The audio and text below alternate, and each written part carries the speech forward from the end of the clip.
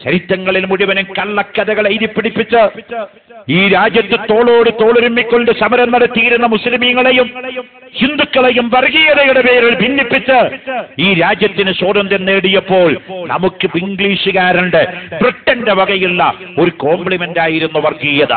ഞാൻ പറഞ്ഞു വരുന്നത്, ആ അമേരിക്കയും ഇസ്രയേലും ബ്രിട്ടനും കൂടി 3 ത്രിമൂർത്തികൾ കൂടി ഒരുമിച്ച് കൈകോർത്തുകൊണ്ട് രൂപപ്പെടുത്തിയ ഇസ്ലാമിനെ പ്രതിസ്ഥാനത്ത് നിർത്താൻ കണ്ടുപിടിച്ച നമ്പർ 1 ബുദ്ധിപരമായ അജണ്ടയാണ് മുസ്ലിമീങ്ങളെ ഒന്നാകെ കലാപകാരികളാക്കി മാറ്റുക. പക്ഷേ എന്റെ പ്രിയപ്പെട്ട മുസ്ലിം സമുദായമേ, ആവേശത്തിന്റെ പേരില്, പെട്ടെന്നുള്ള വികാരത്തിന്റെ പേരില് കാള പെറ്റു എന്ന് കേൾക്കുമ്പോഴേക്കും കയറെടുക്കുന്ന ഒരു സമീപനം മുസ്ലിം സമുദായത്തിന്റെ ഭാഗത്തുണ്ട്. 1000 വട്ടം 10 വട്ടം 100 വട്ടം ഒരു പ്രശ്നങ്ങളെ ചിന്തിച്ച് പ്രതിവിധി ആരാഞ്ഞിട്ട് മാത്രമേ നിങ്ങൾ പ്രശ്നങ്ങളോട് പ്രതികരിക്കാവൂ എന്ന് ലോകത്ത് പഠിപ്പിച്ച ഒരു നേതാവിന്റെ അനുയായികളാണ് നമ്മൾ എന്ന ബോധം ആഗോള വ്യാപകമായി മുസ്ലിമീങ്ങൾക്ക് നഷ്ടപ്പെട്ടിരിക്കൊണ്ടിരിക്കുന്നു. ഞാൻ പറഞ്ഞു വന്ന കാര്യം എന്റെ പ്രിയപ്പെട്ട സഹോദരന്മാരെ നിങ്ങൾ മനസ്സിലാക്കണോ. ലോക മുസ്ലിമീങ്ങളെ മുഴുവൻ പ്രതിസ്ഥാനത്ത് നിർത്തപ്പെടുന്നു. മുസൽമാൻ ഇവിടെ വളർന്നു കാണുന്നത് വാളിന്റെ തലപ്പ് കൊണ്ടാണെന്ന് തെറ്റിദ്ധരിപ്പിക്കപ്പെടുന്നു.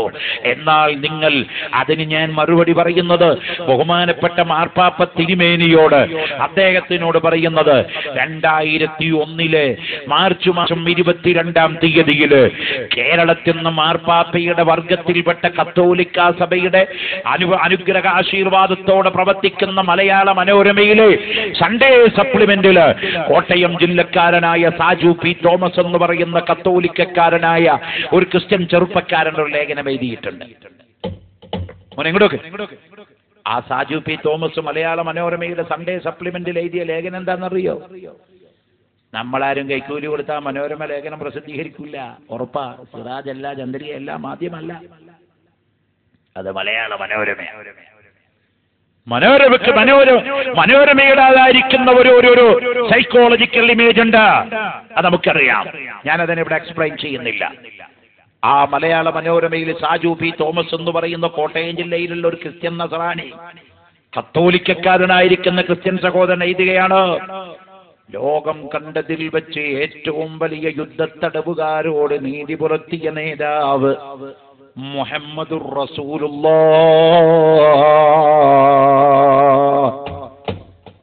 2001 മലയാള മനോരമയിൽ മാർച്ച് മാസത്തിലെ സൺഡേ സപ്ലിമെന്റ് നോക്കുമ്പോ കാണുന്നു, ലോകം കണ്ടതിൽ വെച്ച് യുദ്ധത്തടവുകാരോട്, യുദ്ധത്തിൽ നിന്ന് പിടിച്ചെടുക്കപ്പെട്ട തടവുകാരോട് ഏറ്റവും വലിയ നീതി പുലർത്തിയ മനുഷ്യ സ്നേഹി മുഹമ്മദ് നബിയാണെന്ന് യേശുക്രിസ്തുവിന്റെ ശിഷ്യൻ പറയുന്നു, അനുയായി പറയുന്നത് മനോരമ രേഖപ്പെടുത്തുന്നു. എന്താണ് അദ്ദേഹത്തെ കൊണ്ട് പറയിപ്പിക്കാനുള്ള കാരണമെന്നോ?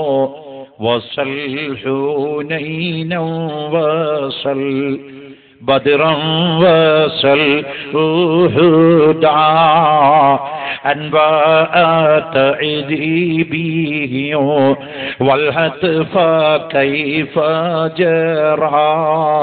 കോട്ടയം മദീനയിലേക്ക് ഒരു സ്വലാത്ത്. മൗലായ സല്ലി വസല്ലിം ദായിമൻ അബദാ അലാ ഹബീബിക ഖൈറിൽ ഖൽഖി കുല്ലിഹിം. ഇസ്ലാമിന്റെ ആദ്യത്തെ യുദ്ധമാണല്ലോ ബദർ യുദ്ധം. സഹോദരന്മാരെ, ആദ്യത്തെ സ്വാതന്ത്ര്യ സമര യുദ്ധം എന്നറിയപ്പെടുന്ന യുദ്ധമാണ് ബദർ യുദ്ധം. യുദ്ധത്തിന്റെ വാൾത്തലപ്പിന്റെ മറവിലാണ് ഇസ്ലാം പ്രചരിപ്പിക്കപ്പെടുന്നത്. അതുകൊണ്ടാണ് ലോകത്ത് 140 കോടി മുസ്ലിമീങ്ങൾ ഉണ്ടായതെന്ന് ആധുനിക സർവേ പറയാതെ ചില ആളുകൾ പറയുമ്പോ ചരിത്രങ്ങളുടെ യഥാവിധി മുസ്ലിമീങ്ങളായ നമ്മൾ മനസ്സിലാക്കണോ.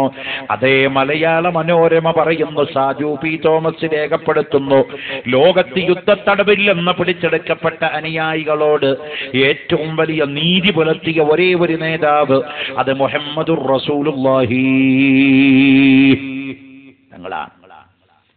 ബദർ യുദ്ധം അങ്ങ് കഴിഞ്ഞു. ചരിത്രത്തിലേക്ക് ഞാൻ പോണില്ല. അതൊരു വല്ലാത്ത യുദ്ധമായിരുന്നു. ആ ബദർ യുദ്ധം അങ്ങ് കഴിഞ്ഞു അല്ലേ മോനെ? ഒരു കാര്യം നിങ്ങൾ മനസ്സിലാക്കണം, ബദർ യുദ്ധത്തിൽ എത്ര ആളാം കൊല്ലപ്പെട്ടത്? 70 ശത്രുക്കളും 14 മുസ്ലിങ്ങളും പ്ലസ് 84 ആളാകെ.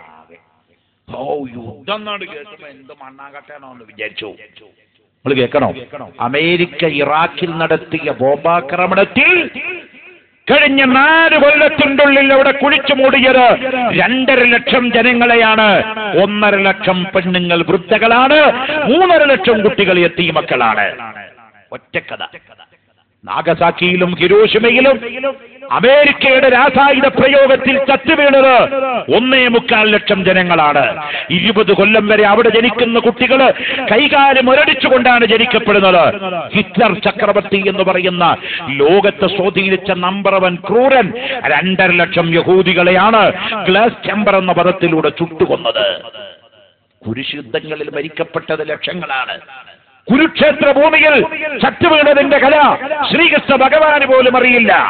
യുദ്ധങ്ങളുടെ നിജപ്പട്ടിക അതുപോലെ നീണ്ടു പോകുമ്പോ നിങ്ങൾക്കറിയണോ, ബഹുമാനപ്പെട്ട അഷ്റഫുൽ ഖൽഖ് മുഹമ്മദുർ റസൂലുള്ളാഹി തങ്ങൾക്ക് 40 വയസ്സ് മുതലാണ് നുബൂവത്ത് കിട്ടുന്നത്. 63 വയസ്സിൽ വഫാത്താകുന്നതിന്റെ ഇടയിലുള്ള പീരീഡ് 23 കൊല്ലമാണ് റസൂലുള്ളാഹിന്റെ ആയുഷ്കാലം നബിയായിട്ട്. ആ 23 കൊല്ലക്കാലത്തിന്റെ ഉള്ളില് അള്ളാഹുവിന്റെ റസൂല് പങ്കെടുത്ത് നടത്തിയ യുദ്ധക്കളങ്ങളില് 2 പക്ഷത്തുനിന്നും കൂടി ആകെ എത്ര ആള് മരിച്ചു എന്നറിയണോ? 1380 ആളാണ് മരിച്ചുപോയത്. കേട്ടോ, 40 വയസ്സ് മുതൽ റസൂലുള്ള വഫാത്താകുന്നത് വരെ 63 കൊല്ലം, 23 കൊല്ലം നുബുവത്തിന്റെ ശേഷം നബിതങ്ങളാകെ പങ്കെടുത്ത നടത്തിയ യുദ്ധങ്ങളിൽ മുശ്രിക്കീങ്ങളുടെ പക്ഷത്തുനിന്നും മുസ്ലിമീങ്ങളുടെ പക്ഷത്തുനിന്നും ആകെ മരിച്ചുപോയത് 1380. അമേരിക്ക അഫ്ഗാനിസ്ഥാനിൽ കൊന്നത് എത്രയാണ്? 1.5 ലക്ഷം. അമേരിക്ക ഇറാഖിൽ കൊന്നത് എത്രയാണ്? 2.5 ലക്ഷം. നാഗസാക്കിയിലും ലോമ്പിട്ട് കൊന്നതെയാണ് ലക്ഷങ്ങളുടെ കണക്ക് പറയുമ്പോ ഇവനാണ് മുസ്ലിങ്ങളെ പറ്റി പറയുന്നത് ഭീകരവാദി. മന്ത് മറ്റേ കാലിലാണ് കുട്ടികളെ. മലയാള ഭാഷയിൽ പറഞ്ഞാൽ കണ്ണടച്ചിരുട്ടാക്കാണ്. അതാണ് പണ്ട് ഷുജായി മൈദ് മുസ്ലിയാര് പാടിപ്പോയത്. പകൽ കൺ അടച്ചാൽ ഇരുളമോ പൊട്ട, പന്തം പിടിച്ചാൽ ഫജ്റാമോ പൊട്ട, പൊട്ട നിമുൾ തുള്ളി പിൻചോര കട്ട, പിന്നിന്ന് കാട്ടം ചുമന്നോരു കൊട്ട. അമേരിക്കയുടെ കണ്ണടിച്ചിരുട്ടാക്കുന്നതിലാണ് പാവപ്പെട്ട മുസ്ലിമീങ്ങളെ, ലോകത്തുള്ള ഇതര സമുദായക്കാരെ. അമേരിക്ക ഇവിടെ മാസ്മരിസം കളിക്കുകയാണ്, മാജിക് കളിക്കുകയാണ്. അതുകൊണ്ട് തിരിച്ചറിയൂ, നിങ്ങൾ മന്ത് മറ്റേ കാലിലാണ്. റസൂലുള്ളാഹിന്റെ 23 കൊല്ലക്കാലത്തെ ജീവിതത്തിന്റെ ഇടയിൽ പങ്കെടുത്ത് നടത്തിയ യുദ്ധക്കളങ്ങളില് ആകെ 2 പക്ഷത്തുനിന്നും മരിച്ചുപോയത് 1382 ആളാണെങ്കിൽ അമേരിക്ക ഒരൊറ്റ ദിവസം കൊന്നെടുക്കുന്നത് 10,000-ങ്ങളെയാണ്. അതല്ലേ ലോകത്തിലെ ഏറ്റവും വലിയ ഭീകരത? അത് പറയാൻ ഇവിടെ മൂക്ക് കീപ്പട്ടുള്ള മനുഷ്യരുണ്ടോ? അതിനെ പ്രതികരിക്കാൻ, സാമ്രാജ്യത്വത്തിനെതിരെ തടങ്കടയിടാൻ ഇവിടെ ധൈര്യമുള്ള സംഘടനകളുണ്ടോ? മതമേലധ്യക്ഷന്മാരുണ്ടോ? വത്തിക്കാനിന്റെ വലിയ കസേരയിരിക്കുന്ന വിനീതനായ പോപ്പ് തിരുമേനി ഈ ചരിത്രമൊന്ന് വായിച്ചു നോക്കണമേ എന്ന് വിനയപൂർവ്വം അദ്ദേഹത്തോട് ഈ പ്രപഞ്ചത്തിന്റെ ഒരു എളിയ കോണിൽ നിന്നുകൊണ്ട് ആവശ്യപ്പെടുകയാണ്. സഹോദരന്മാരെ, ഞാൻ പറഞ്ഞു വെച്ചത് സാജു പി തോമസ് മലയാള മനോരമയിൽ എഴുതാനുള്ള കാരണം എന്താണെന്നറിയോ? ബദർ യുദ്ധം അങ്ങ് കഴിഞ്ഞു, മുശ്രിക്കീങ്ങളുടെ കൂട്ടത്തുനിന്ന് 70 ആള് ചത്തു. മുസ്ലിമീങ്ങളുടെ ഭാഗത്തുനിന്ന് 13 ആള് ഓൺ ദി സ്പോട്ട് ബദറിൽ അപ്പൊ തന്നെ മരിച്ചു. ബഹുമാനപ്പെട്ട ഉബൈദത്ത് റളിയല്ലാഹു അൻഹു വെട്ടുകൊണ്ട് കാല് മുറിഞ്ഞെങ്കിലും വഴിയിൽ വെച്ച് അദ്ദേഹം ഷഹീദായി. അദ്ദേഹത്തെ വഴിയിൽ വെച്ച് തന്നെ മറവടക്കുകയും ചെയ്തു. അങ്ങനെ മൊത്തം 84 ആള് ബദർ യുദ്ധത്തിൽ മരിച്ചു 2 പക്ഷത്തുനിന്ന്. പക്ഷേ 900 ചില്ലാനം ആളുകൾ റസൂലുള്ളാഹി തങ്ങളെ എതിർക്കാൻ ബദറിൽ വന്നിരുന്നു അബൂജഹലിന്റെ നേതൃത്വത്തിൽ. മുഹമ്മദ് നബിയുടെ കൂടെ എത്ര ആളാണ്ടായിരുന്നത്? 313. അറിയാലോ, 313ഉം 950 കൂടി അങ്ങോട്ട് ഏറ്റുമുട്ടി എന്താ ഉണ്ടാവുക?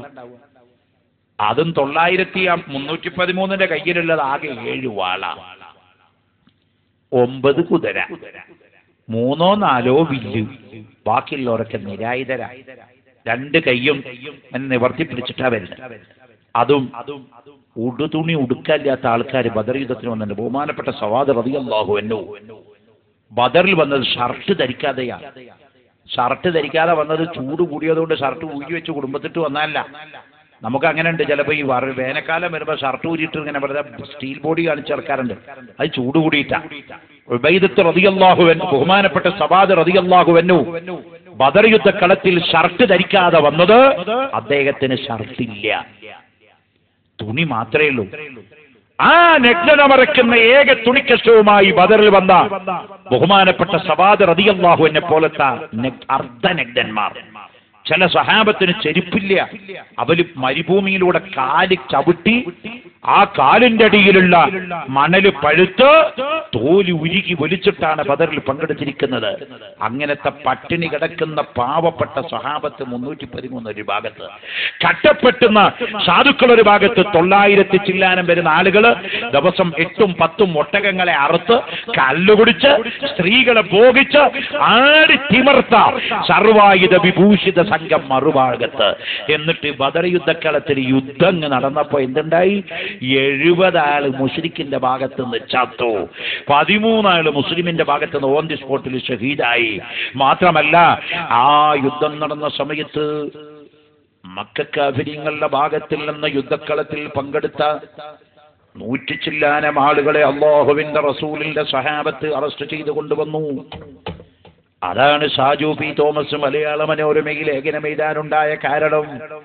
100 ചില്ലാനം മുശ്രിക്കീങ്ങളെ റസൂലുള്ളാഹിന്റെ മുമ്പിൽ അറസ്റ്റ് ചെയ്ത് കൊണ്ടുവന്നു. മോനെ കേൾക്കണം നിങ്ങൾ, ബദർ യുദ്ധം കഴിഞ്ഞപ്പോൾ അറസ്റ്റ് ചെയ്യപ്പെട്ടവരിൽ VIP കളുടെ കാഫിര്യങ്ങളുടെ പട്ടികയിൽ ഒരാൾ ഉഖബത്ത് ഇബ്നു